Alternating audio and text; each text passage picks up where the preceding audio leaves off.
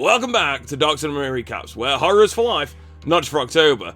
And today, we're recapping The Nun 2. Don't sound too excited.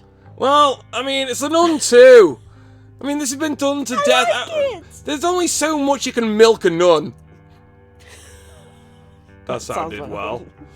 In 1956, Father Nora and young Jacques performed their daily chores in their church in Tarascon, France. While investigating a disturbance, Nora is raised into the air, set on fire and burned to death before a terrified Jacques, who then flees. 4 years following the events of St. Carthar's Monastery, Sister Irene now serves in a convent in Italy. Maurice works at a boarding school in France, where he has befriended a young Irish student named Sophie and her teacher mother, Kate. Irene has a vision of Maurice asking her to save him. She is dispatched by the Cardinal to investigate a series of deaths across Europe, attributed to the demon Valak, due to her previous experience with the demon. She travels to Tarascon with her sister Deborah, a young novice who expresses her difficulty in accepting miracles, such as the real presence of Christ in the Eucharist. Meanwhile, a delivery girl witnesses Valak take him to a possessed Maurice before Valak kills her. In Tarascon, Irene is haunted by Valak and has a strange vision. Sister Deborah tells Irene that she received Nora's rosary from Jacques. At school, Sophie is bullied by classmates and is locked in their deconsecrated, sealed-off chapel. The bully points out the goat on the stained glass window, claiming that the devil appears when the sun shines through and turns the goat's eyes red. One night, the headmistress encounters a sleepwalking Maurice and is killed by Valak in the guise of her deceased son. Irene and Deborah travel to Palais de Papa and then meet with the librarian. He explains that Valak was an angel rejected by God, and the emblem of Nora's rosary is a family crest of St. Lucy, who was martyred by a pagan. Though she was set on fire and miraculously did not burn, her eyes were gouged out, but her family recovered them.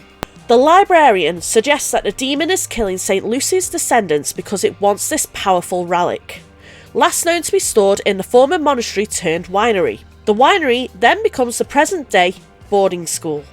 At the school, Irene and Deborah face off against a fully possessed Maurice. Sophie shows the women the stained glass goat in a chapel, and they use a flashlight to make the eyes glow red. The red acts as a laser, pointing to where the eyes of St. Lucy are buried. Irene finds the relic and the stained glass goat vanishes, reappearing in real life as a demonic creature.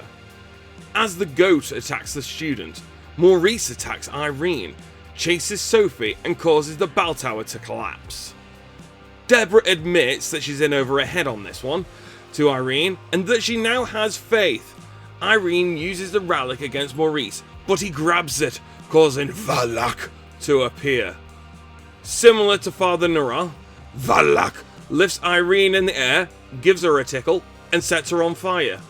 Irene does not burn, as Valak realises that she has got plot armour and is a descendant of St. Lucy, able to harness the same power associated with the relic. Irene and Deborah pray with faith the words of the institution used in Christian celebrations of the Eucharist and the old barrels of wine in the room become the blood of Christ, banishing the demon. Well, ain't that just some fucking luck? Oh yeah. With Valak gone, Irene and Deborah manage to free Maurice of the possession and save his life. The next morning, Irene leads Maurice outside and helps him to regain his senses. However, she becomes concerned as she watches him go with Sophie and Kate inside. Please don't make it so we have a Nun 3. There will be a Nun 3. No Nun Yes. 3. Nun 2 was bad enough. Right, one thing I loved, the nun on the wall scene. Well, on the stairs, yes. which kind of blends in with it. But I also loved the scene that was spoiled by the trailer, where we see her flicking through the magazines. The magazine But stand, that was pretty good. If you pay attention, as she's going through that vision, you see Valak spelt out with the letters on the wall in the background. It is such a cool Easter egg, because obviously we know it's Valak from The Conjuring, in those films, but it's so nice to see it actually written there and just have it that little bit of a, well, if you don't see it, you don't notice it. But I was fucking struggling to keep my eyes open during this whole thing. I really enjoyed this film. I understand why you didn't enjoy it, but it's I did like Annabelle Creations level of bad. There was just so much... Yeah. Just like so a lot much of filler nonsense. That didn't make sense. Like, oh my god, we need to go to this place. Oh my god, we need to go here. Like, oh my god, he just happens to be in the perfect place where I really needed to be for this rally. And you set her on fire. Like, I understand that killing a farming is going to be fucking expensive. But she was set on fucking she fire. Was on fire. I mean, oh, man, like I say, there's only so much milk you can get out of a nun. But yeah, it's I didn't like it. You liked it. That's fair. I did enjoy it. I like this one. But that is the Conjuring series wrapped. Nah, because I've been doing things again. So when we started this channel, we did we actually did a few Conjuring films and part of the Conjuring universe, but a few of them were when we were using AI voices. Yes. So before we recap the Conjuring universe in chronological order, we're going to be redoing them. No, not all of them. Oh. Jesus Christ, no. Just the ones that... If you think I'm doing Annabelle Creation again, bollocks.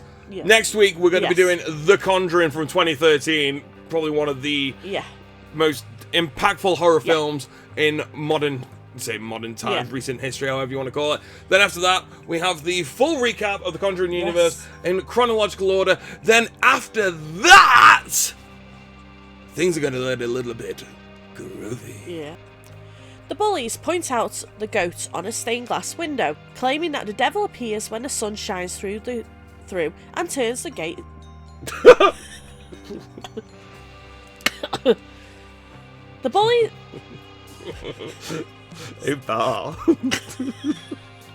Don't start this again. We'll never get through it. Right. The bullies point out the goat on a stained. You did it. Point out the gate. You are a nightmare. Oh my god, look at that go! Pal! Took up the devil at me, plus other things. Stop it, I've got to read this now. Good luck.